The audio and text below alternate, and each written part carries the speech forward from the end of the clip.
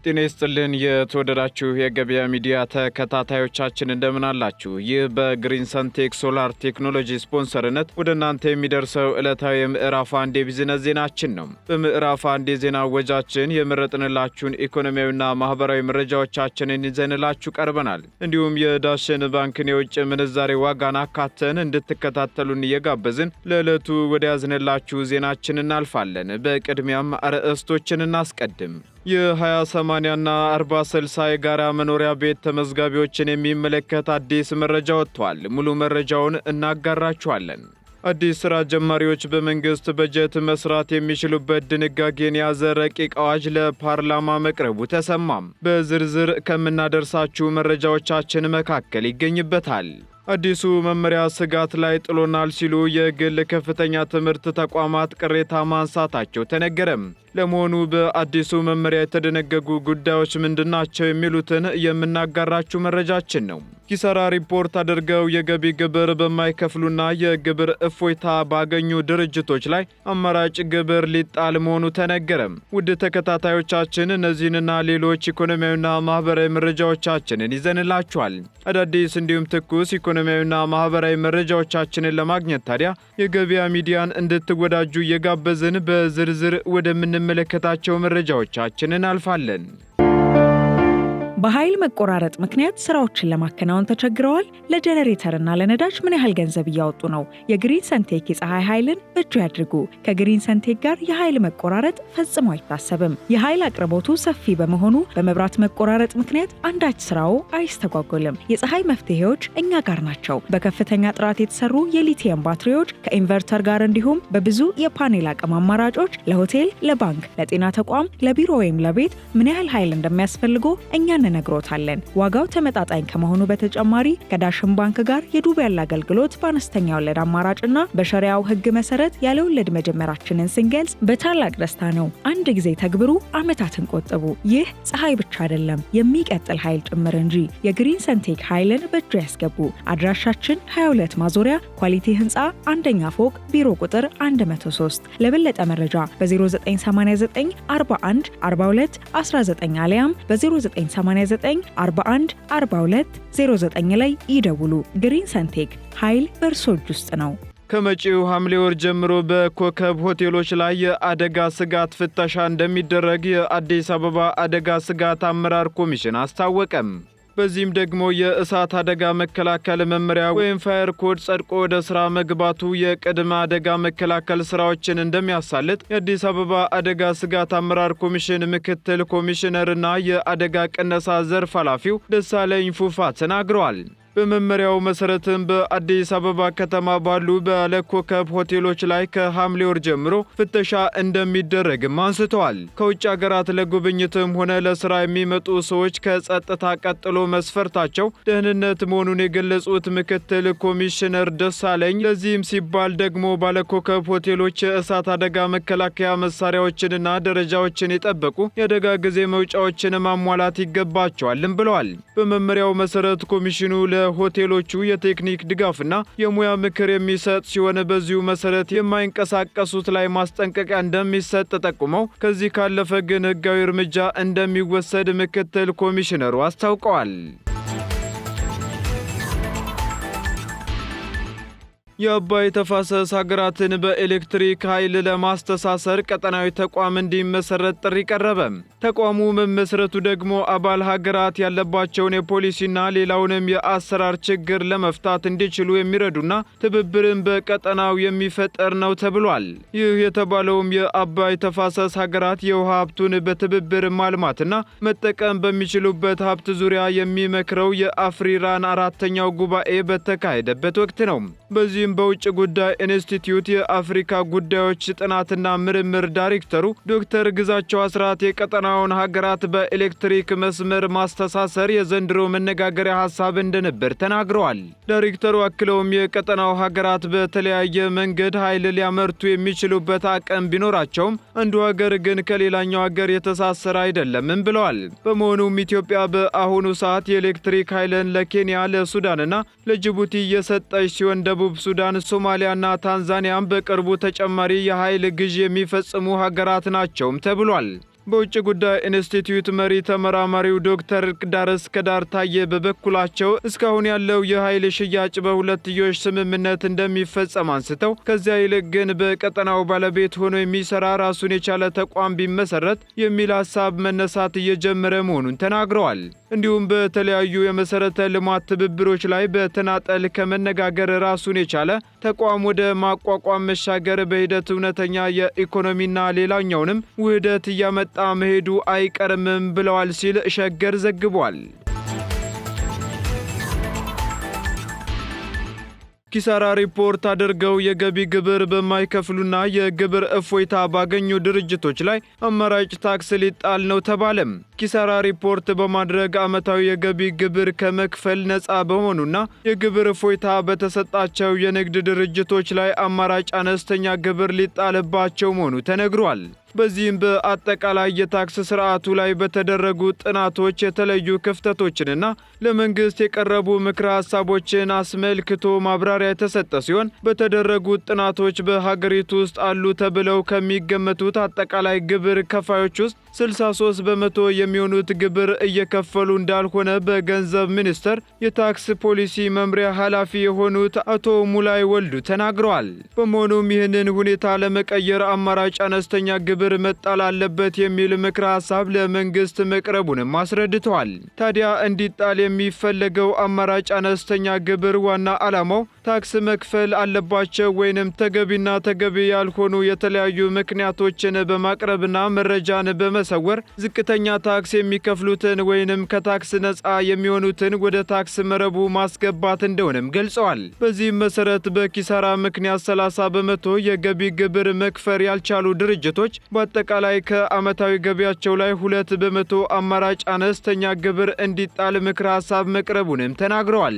ይህን ተከትሎም ኪሳራ ሪፖርት ያደረገ ድርጅት አማራጭ አነስተኛ ግብር እንዲከፍል እንደሚደረግና ይህ ድርጅት ወደ ትርፋማነት ሲሸጋገር ቀደም ብሎ በአማራጭነት አነስተኛ ግብር የከፈለው እንዲመለስለት ወይንም ደግሞ ቋሚ የታክስ ክፍያ ሆኖ እንዲቆጠር ሀሳብ መቅረቡንም አክለዋል።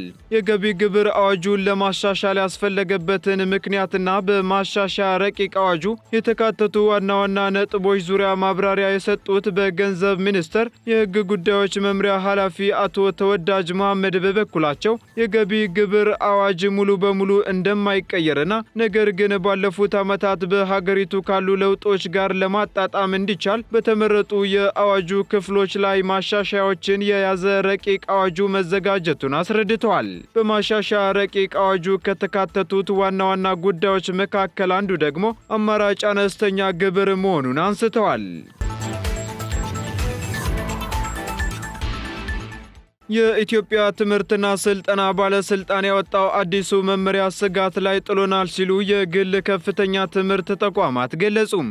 ባለስልጣኑ የግል ከፍተኛ ትምህርት ተቋማትን አሰራር ስርዓት ለማስያዝ በሚል ዳግም ምዝገባ በማካሄድ ላይ መሆኑን ከዚህ ቀደም በሰጣቸው መግለጫዎች አስታውቋል። በዚህ ሂደትም 85 የግል ከፍተኛ ትምህርት ተቋማት በአዲሱ መስፈርት መሰረት ዳግም ለመመዝገብ ፈቃደኛ ስላልሆኑ እንደሚዘጉ ማስታወቁን በገበያ ሚዲያ የዜና ወጃችን ወደ እናንተ ማድረሳችን ይታወሳል። በመመሪያው መሰረት ዳግም ለመመዝገብ ያመለከቱት 287 ተቋማትም አብዛኞቹ መስፈርቱን እንደማያሟሉ እየተገለጸ ሲሆን ሆኖም ግን እስካሁን ድረስ በአዲሱ መመሪያ መሰረት ተመዝግበው የትኞቹ እንደሚቀጥሉና እንደማይቀጥሉ አልተገለጸም ነው የተባለው። ይህን ተከትሎም የዘርፉ ተዋናዮች በበኩላቸው የዳግም ምዝገባ መመሪያውና የያዛቸው መመዘኛዎች የሚተገበሩና የሚያሰሩ አይደሉም ሲሉ መተቸታቸውንም ምንጮች ዘግበዋል። የዘርፉ ተዋናዮች አክለውም በዚህ መመሪያ ተመዝነው የሚቀጥሉት ተቋማት ጥቂቶቹ ብቻ ናቸው የሚሆኑት ብለው አብዛኞቹ ደግሞ መዘጋታቸው አይቀሬ ነው የሚል ስጋታቸውን መግለጻቸውም ተነግሯል። በዳግም ምዝገባ መመሪያው ላይ የተቀመጡት ዋና ዋናዎቹ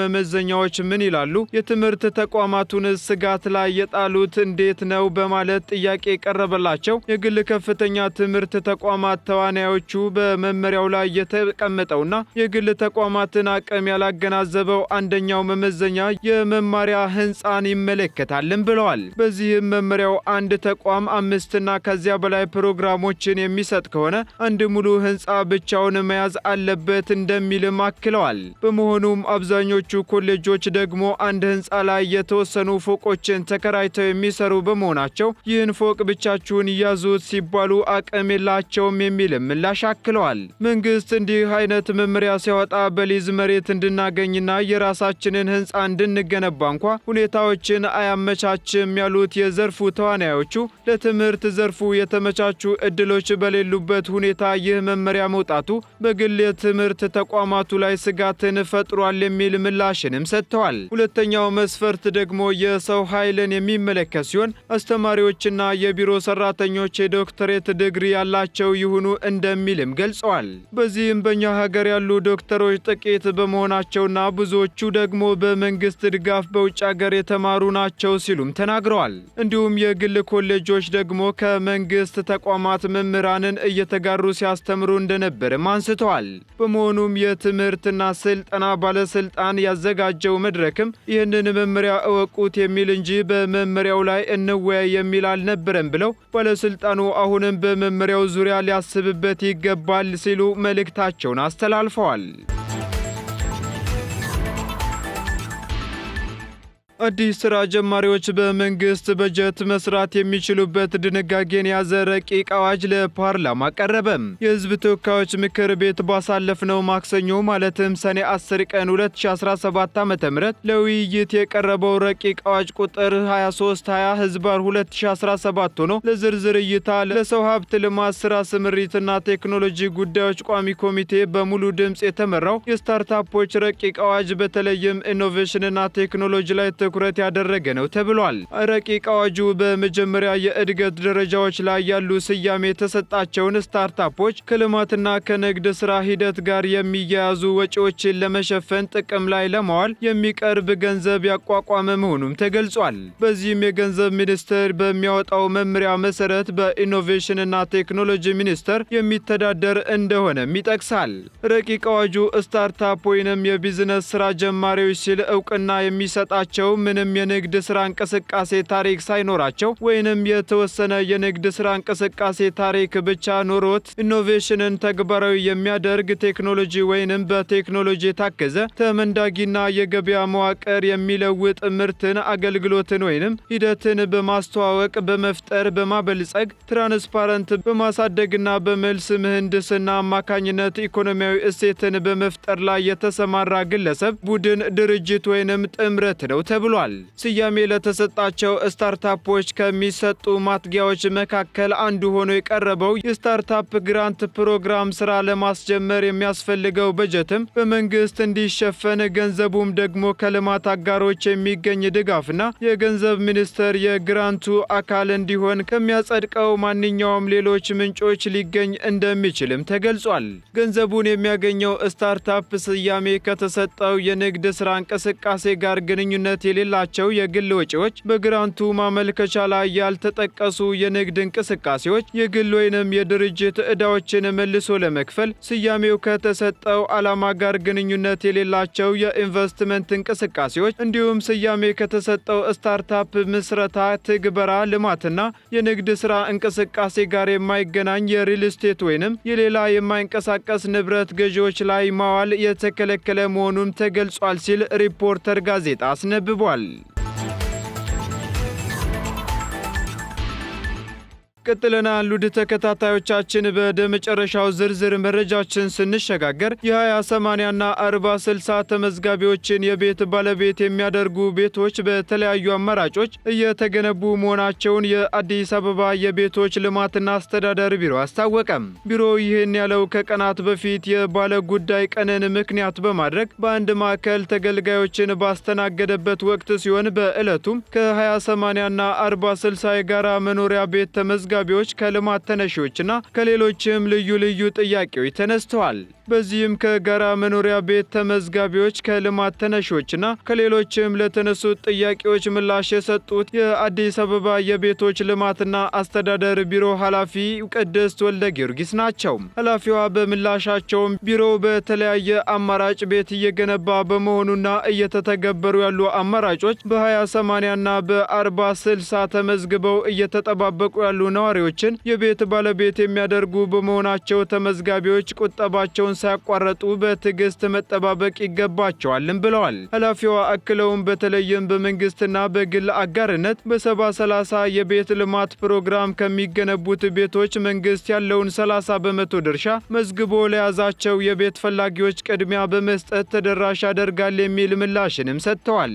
በተጨማሪ ፍላጎት ያላቸውንም ተመዝጋቢዎች በጋራ መኖሪያ ቤት ህብረት ስራ ማህበራት በማደራጀት የቤት ፍላጎትን ለማሟላት እየተሰራ ይገኛል ያሉት ኃላፊዋ በዚህ አማራጭ የቤት ባለቤት መሆን እንደሚቻልም ተናግረዋል። የሌሎችም የተገልጋዮች አግባብነት ያላቸው ጥያቄዎች የመልካም አስተዳደር ችግሮችን በሚፈታ መልኩ እንዲሁም ፈጣንና ግልጸኝነት በተሞላበት አግባብ በሚመለከታቸው የቢሮው የስራ ኃላፊዎች ማስተናገዳቸውን ከቢሮው የተገኘ መረጃ ያመለክታል።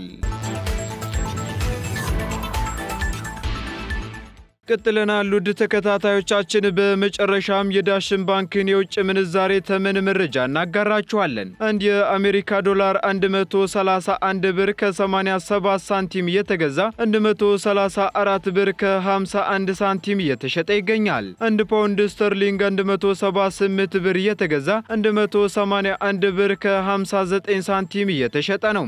እንዲሁም ዩሮ ደግሞ 152 ብር ከ97 ሳንቲም መግዣው ሲሆን መሸጫው ደግሞ 156 ብር ሆኗል። የቻይናው ዩዋን 16 ብር ከ53 ሳንቲም እየተገዛ 16 ብር ከ86 ሳንቲም እየተሸጠ ይገኛል። የካናዳ ዶላር 86 ብር ከ24 ሳንቲም እየተገዛ 87 ብር ከ97 ሳንቲም እየተሸጠ ይገኛል። እንዲሁም የተባበሩት አረብ ኤምሬት ድራም ደግሞ 32 ብር ከ49 ሳንቲም መግዣው ሲሆን 33 ብር ከ14 ሳንቲም ደግሞ እየተሸጠ ይገኛል።